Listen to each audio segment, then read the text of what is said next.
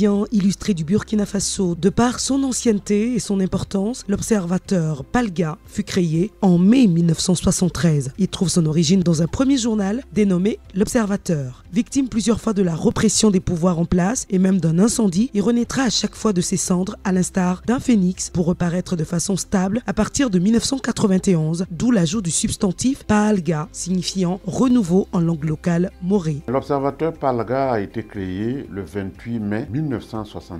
Pour l'époque, c'était vraiment quelque chose d'inédit, qui faisait vraiment la fierté de la haute voltage, c'est-à-dire aujourd'hui Burkina Faso. Ce fut longtemps un avantage comparatif pour notre pays parce que dans toute la sous-région, dans l'espace ouest africain, c'était vraiment le premier et le seul quotidien libre qui était vraiment un espace d'expression pluriel, contradictoire, ouvert à tout le monde, aussi bien à ceux qui sont au pouvoir, dans l'opposition ou dans la société civile. Précurseur des libertés individuelles et collectives, l'Observateur Palga a façonné l'itinéraire démocratique. Que nous n'avons pas attendu ce qu'on a appelé pendant les années 90 le boom du printemps de la presse en Afrique. Nous en avions été les précurseurs. L'Observateur Palga s'est toujours démarqué de ses confrères par la création de plusieurs rubriques très pertinentes. Nous avons toujours eu ce que je pourrais appeler un certain génie des rubriques et de la titraille. Depuis le début de ce journal, nous avons toujours su créer des rubriques qui sont devenues des marques déposées du journal. Ce sont des rubriques qu'on ne peut pas imiter.